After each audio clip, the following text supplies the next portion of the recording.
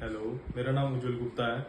तो सबसे पहले मैं बात करना चाहता हूँ कि जैसे लीट का पेपर होता है तो उसमें डीटीयू लीट होता है, आईपीयू लीट होता है और भी बहुत सारे लीट होते हैं, पर मेनली यही दो है जो लीट मतलब सबसे ज़्यादा जाने जाते हैं। तो इसमें मेरी रैंक डीटीयू में तो आई 11 और जो अपनी आईपीयू उसमें आई थी 129 और साथ में मैंने पीयू लीट भी दिया था, उसमें आई मेरी 67। तो सबसे पहली बात तो इसके पीछे सारा हक जीसीसी इंस्टीट्यूट का है, क्योंकि उन्होंने मुझे पढ़ाया।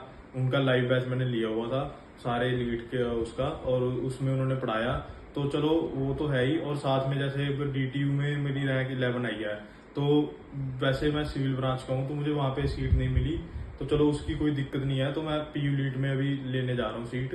पर लेकिन जो उन्होंने रीजनिंग पढ़ाई वो मेरे आगे भी, जैसे मैं जेई का पेपर दूंगा अभी, जैसे एसटीयू जेई होते हैं ना, तो उसमें मेरे बहुत ज़्यादा काम आएगी। और मतलब जो उन्होंने पढ़ाया मतलब एक्सीलेंट था। जो जो अपने नवीन सर हैं वो जो शेड्यूल बना के रखते थे सुबह 5 बजे उठाने का, और वैसे भी जो उन्होंने सारा सिखाई बातें भाइयों जैसा उन्होंने मतलब ट्रीट करा, कोई ऐसे नहीं था ऑफिशियली कि सर बोलो जाए, ये था जैसे वो ज़्यादा होते हैं ना कि खड़क से टीचर होते हैं, तो वैसा नहीं था। और मतलब बढ़िया पूरा ट्रीटमेंट रहा, और मतलब सारा उन्होंने पूरा ऐसे अकेले अकेले डाउट की सोल्यूशन होता था।